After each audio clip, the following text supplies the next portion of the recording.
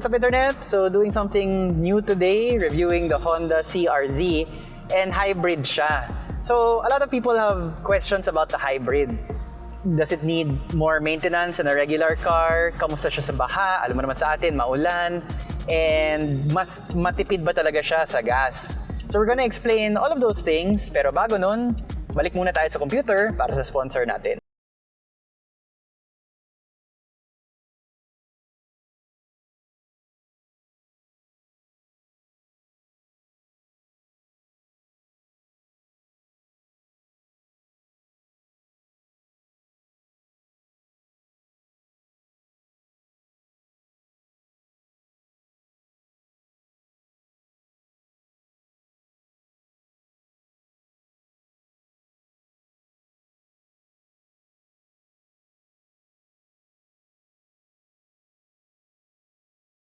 Ng extra 20% discount sa purchase mo.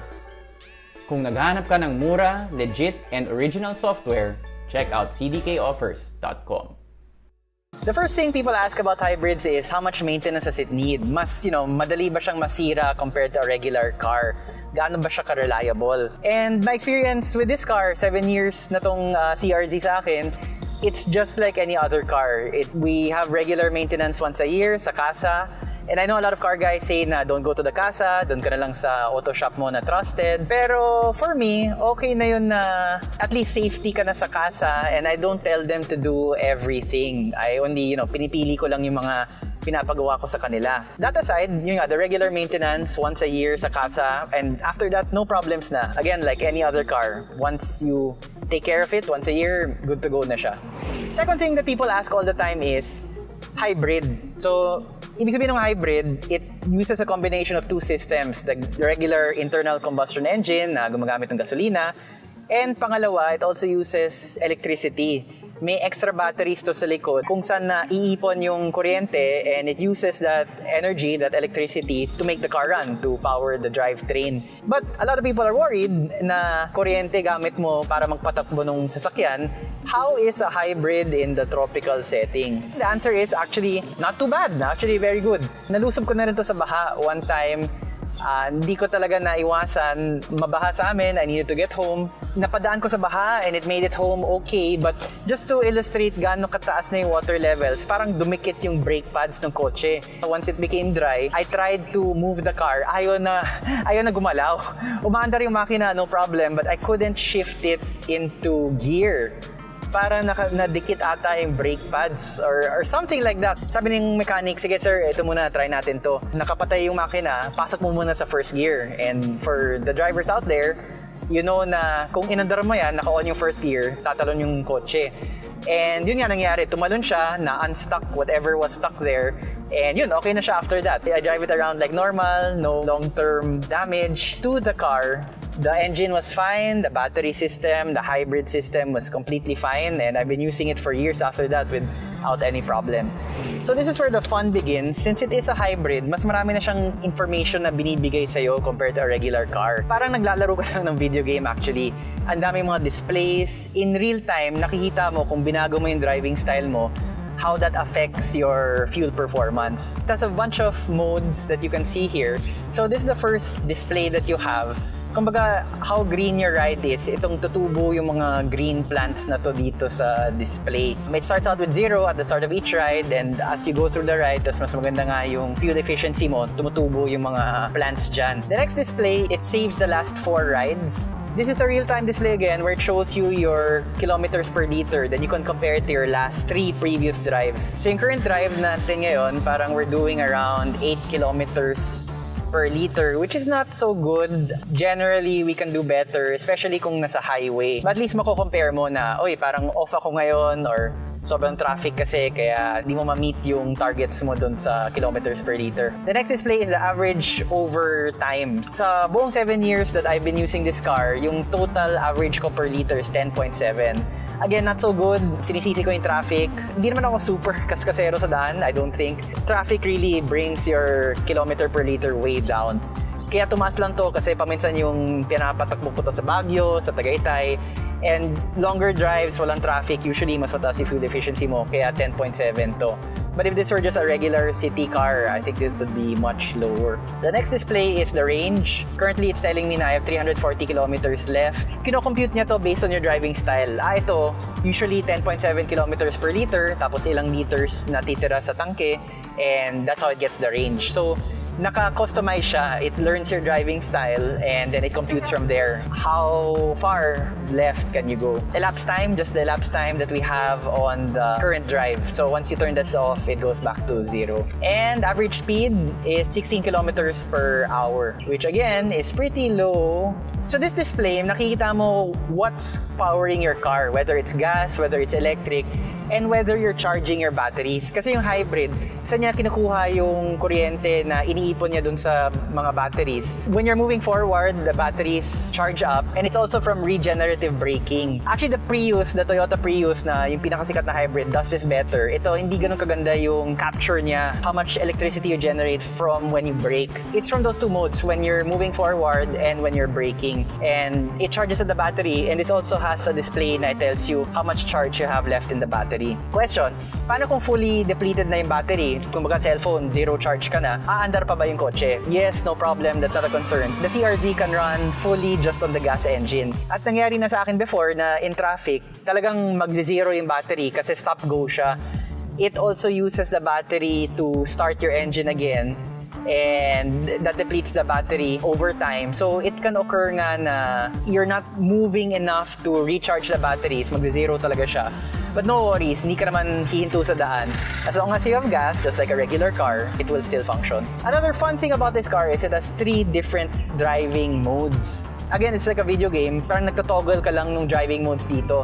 So the first mode is Econ, and Econ is, the acceleration is very slow. Hindi naman Innova levels slow, kasi I've driven a lot of Innovas also. Yung acceleration ng Innova parang go-kart, sobrang baba ng acceleration. Yung Econ mode ni CRZ, di naman ganun kalala na parang Innova, but kailangan mong umapak sa gas pedal para lang umarangkada konti. And you want to use Econ mode, of course, in traffic. Kasi yun nga, you don't need a lot of acceleration. Okay lang na sobrang baba ng acceleration nung sasakyan mo. In normal mode, it's just like any other regular sedan type car. Comparable to a Civic in terms of feel, comparable to an Altis. It's nothing great. Pwede pang overtaking, konting, you feel like you want to get a little speed. Normal is fine for that mode. Definitely mararamdaman mo ang layo ng difference dun sa Econ mode tsaka normal mode. Mas responsive talaga acceleration sa normal mode. But the most fun mode is the sports mode. When you toggle sports mode, the display turns red. It says sport. So parang dun pa lang visually sinasabi ng kotse sa'yo na, uy, pre, iba to. You've enabled sports mode. And when you toggle sports mode, not only does your display turn red, but ang bilis na nung acceleration niya. And you can't feel it, but the differences automatically nararamdaman mo when you're driving. Konting apak mo lang sa gas, ang bilis. Bilis ng acceleration. You notice? Kahit ako nabigla. Oops. I'm not saying that I tried to do 0 to 100 one time on Ayala Avenue during the pandemic. I'm not saying that, but it's on sports mode that you really feel na, uy, ito yung parang sports aspect ni CRZ, because they do market it as a sporty hybrid. Even the handling of the car changes. Konting galaw mo lang sa manubela, sobrang responsive na nung car movements. And you don't feel that in the normal mode and the Econ mode. And so sports mode is really intended for the times that you want to let loose and you want to overtake somebody on the highway. You need fine control. Let's say, I don't know, for some reason, and of course I don't advocate drag racing or anything. If you're in situations where you need a lot of speed, but at the same time you need a lot of precise control in the car, that's when you enable sports mode.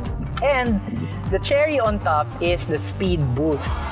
Dagdag pa to sa sports mode, you can engage speed boost in any mode. It's engaged just by a button here on the steering wheel. And that one gives you like an extra 10 to 15 seconds na kumbaga lahat ng energy dun sa batteries parang tinatapon niya dun sa makina. So it's basically telling the car, go as fast as you can, based on the mode that you're in. May monitor siya dito. You can't enable speed boost anytime. You need to be traveling at a certain speed, and then you need to have enough charge in the batteries. Tapos, the display will light up here na pwede ka na mag-speed boost. And when you do a speed boost, the display also turns red to let you know na if you're in the other non-sports modes, if you do speed boost, pupula yung display to let you know na you've engaged speed boost.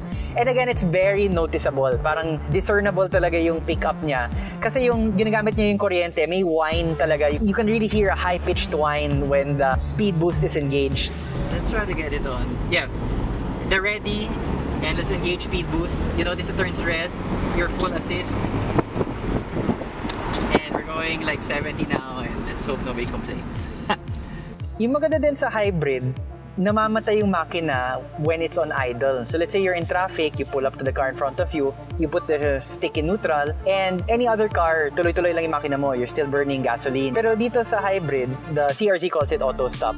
And the engine will die. It's really a feature na para di ka mag-aksaya ng gasolina, habang naka-stop ka, the engine is off but the car is still on. And you never noticed before how loud an engine is even on idle until you're in a hybrid and you're in traffic and you glide to a stop and suddenly ang tahimik inside your car and all you can hear outside are the engines of the other cars. Hindi ko to napansin dati, pero when I started driving the CRZ and nag-auto stop siya, parang napansin ko ang ingay pala talaga nung internal combustion engines. But inside, you're inside the cabin of your car, parang tahimik. You know, sobrang stressful ng traffic, but it kind of adds sometimes to the zen moments na you just wanna, okay, just relax lang, traffic, wala ka na magawa, but at least inside your car, it's quiet.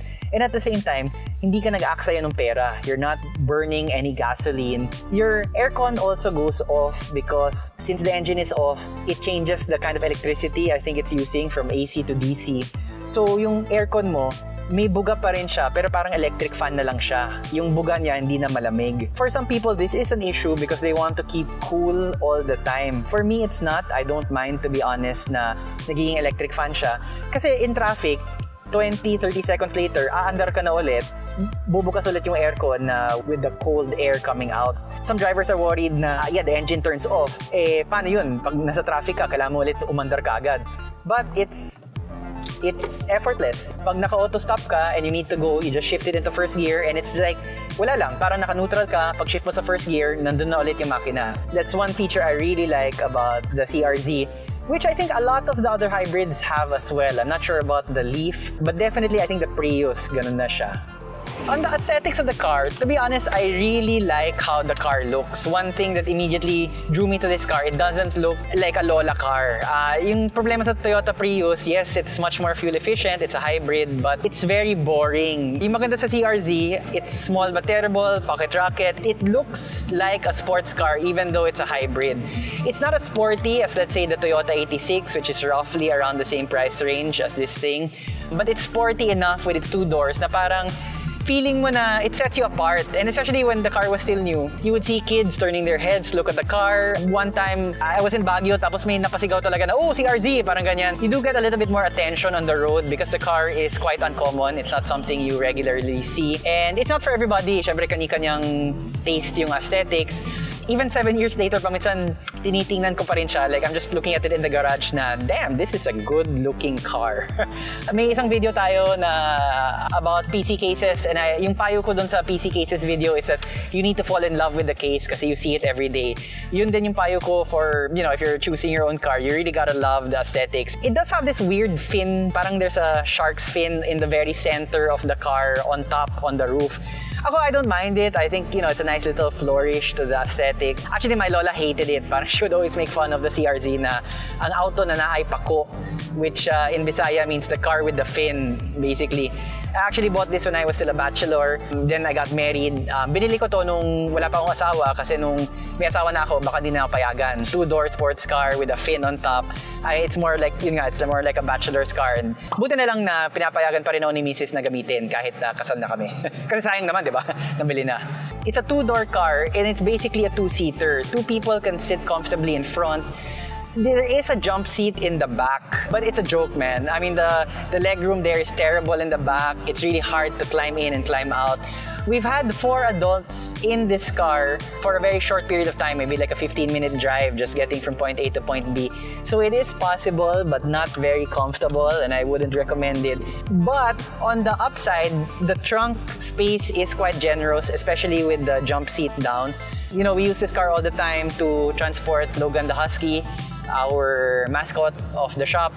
And that's why you can see in a lot of the B-roll, there's a lot of husky fur, white fur all over the place because Logan does get driven around a lot. Siya yung boss, ako yung driver niya. The seat is very comfortable. I've driven hours here, yun nga, up to Baguio, up to Tagaytay, no problem. In traffic, you can kind of lean back and kind of just sigh na, hi, nako, traffic na naman. But, you know, the back support is very good, it's very comfortable. I did my research when deciding to buy this thing. Parang mas comfortable yung seat nung Toyota 86. The 86 just kind of molded itself better to my back and to your body. Parang mas ginayakap ka nung Toyota 86 na seat. I do have to give it to the 86. Parang mas comfortable yung chair niya. But the chair of this thing is still very comfortable.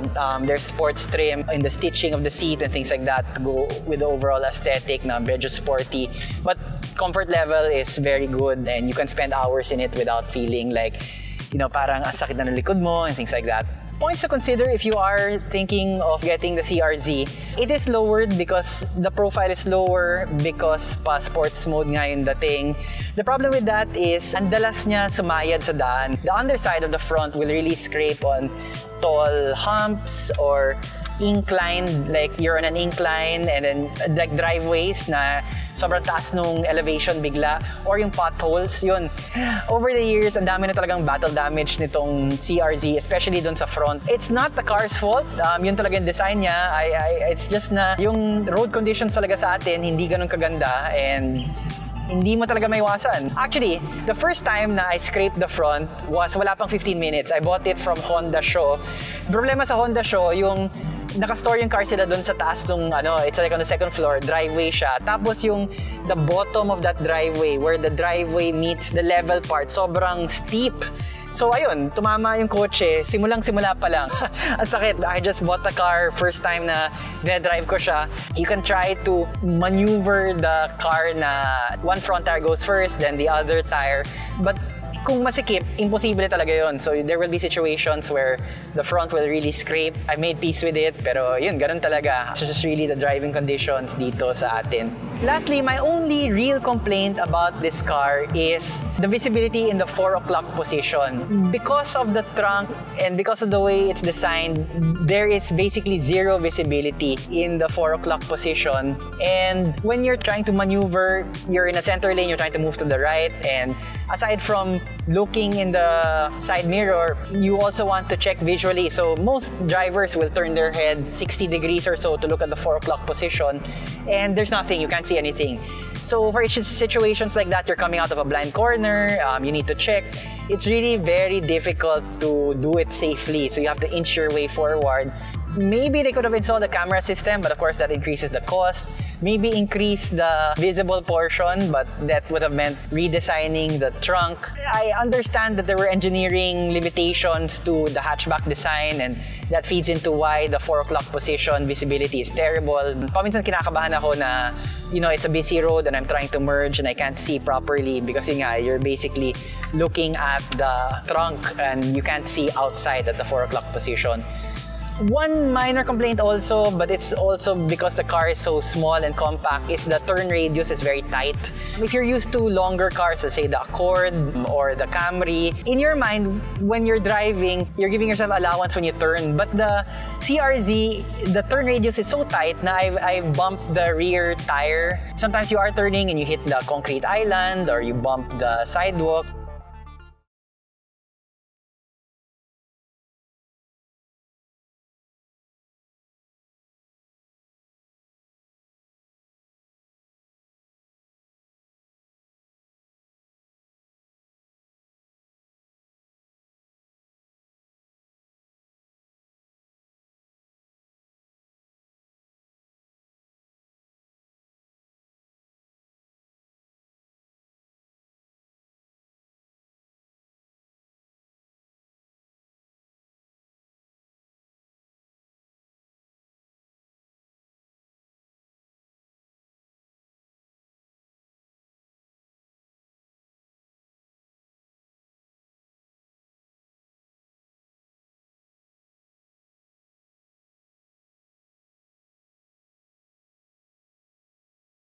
let us know para iwas tayo sa waste. So I really do try to do the business and live my own life as eco-friendly as possible. So I wanted a hybrid. But at the same time, I like cars, I like driving, I like going fast. So medyo kailangan ko nung something, na hindi ako mabibitin, na when I need to go fast, the car will be there for me. The CRZ was the perfect combination of that. It can ease my guilty eco-conscience. And 7 years later, di ako nagsisi na I went with the Honda CRZ. Thanks for watching.